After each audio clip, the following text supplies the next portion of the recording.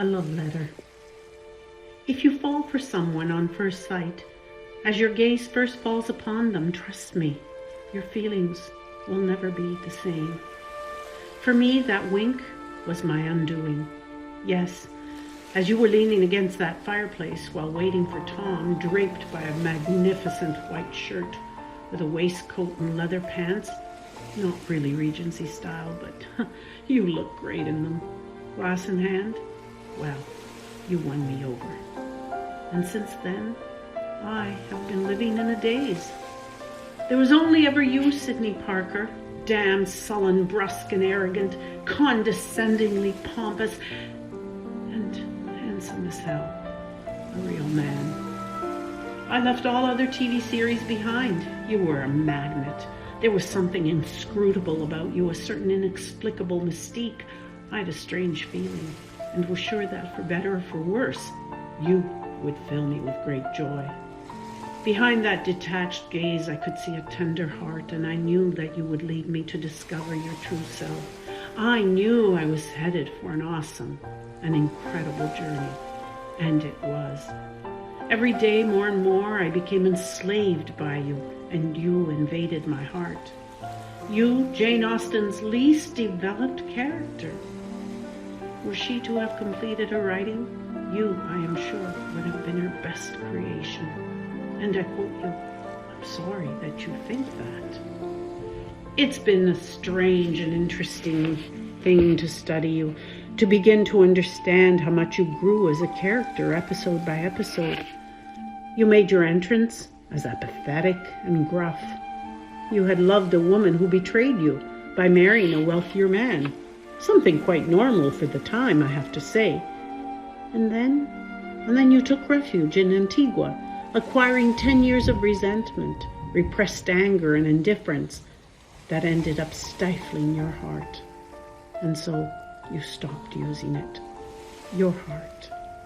Too much pain, too much suffering, too much disappointment. Yes, you are the most sensitive of the three brothers, there is no doubt, even if you try to hide it in every way. But then she came on the scene, Charlotte, and everything changed. You know what they say, there's someone that will know how to love your weaknesses even more than your strengths. She will make you feel like the most important person in the world. You will want to be better for her. She will love you unreservedly, making you smile when you thought you no longer knew how to. She will arrive on tiptoe when you least expect it, when you believed you could no longer fall in love. She will come to remind you that in life you must never lose hope, because if you are patient, everything eventually comes.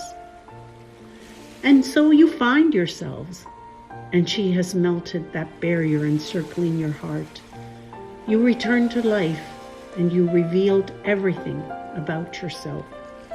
I admit that it took you a while, at times behaving in such an uncouth and belligerent manner. But what can I say? At that dance and at the regatta, you were extraordinary. I forgive you everything. The words of praise you had for her when she doubted herself, how you opened up on that dance floor, how you caressed her hands, how you held her tight, and then the regatta. Your self-assuredness, the gentleness of that come on gesture, the invitation to trust you, you who would teach her to row, hand in hand. Your eyes lost in love for her, as you ran after her when Eliza made fun of her and ruined your happy moment together, your shared intimacy. Everyone wanted more from you, more decisiveness, but you never cared about the approval of others. You had to be sure now. You had to make it clear. You had to close with the past. I could have beaten you up to a pulp at times, but with that declaration of love at the end of the evening, you knocked me out. It was pure magic. From that point on, you could not be stopped. You no longer needed to hide. You made known your feelings and you kissed her, and what an unforgettable kiss it was. You planned to make her a proposal of marriage. You made us dream. It could not have been more perfect.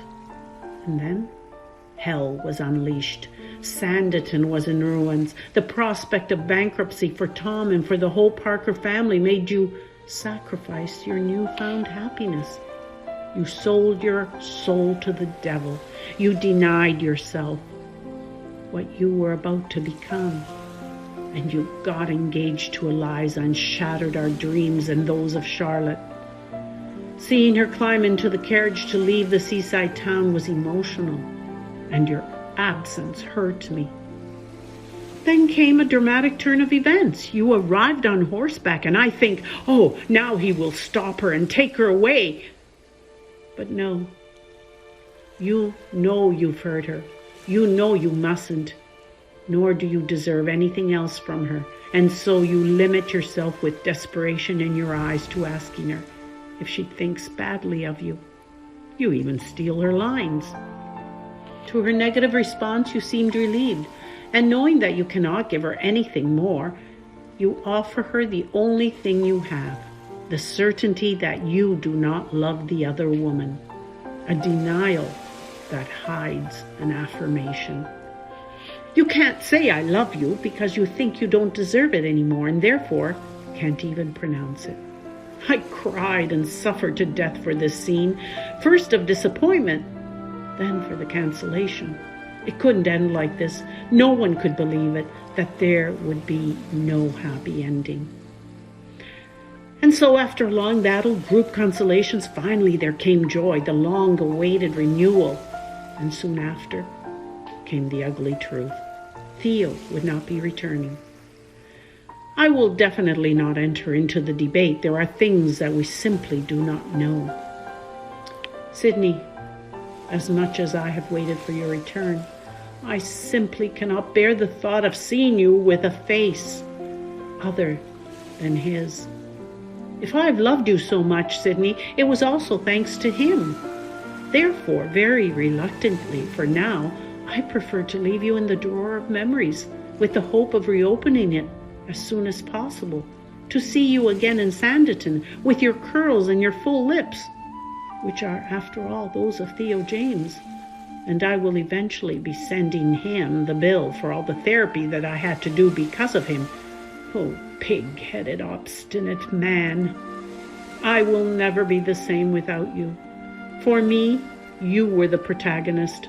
I hope Charlotte doesn't mind, but without you, it just will not be the same. Without Sid Lot, it will be different. I am convinced. In a married couple, one usually looks at the woman. Here, in this case, I was looking at the man. I was looking at you, because in your eyes, in your reactions, the story was built. You will always be in my heart. I really want to believe that sooner or later I will see you coming back with your cane, your hat, your confident walk, and your wonderful looks. I will miss your deep eyes, your Coca-Cola red lips, and that irresistible way of tilting your head. I'm in no hurry. No one can replace you. P.S. I know that because of you, I've done something wrong. I called my husband Sidney. From time to time, I've done that. He was not really happy about it at first, but then he realized that for a healthy couple's coexistence, he must resign himself. Well, I say that my husband must be flattered by this whole thing. Don't you think? I see something of you in him. Not bad, right? Eternally yours, Manuela.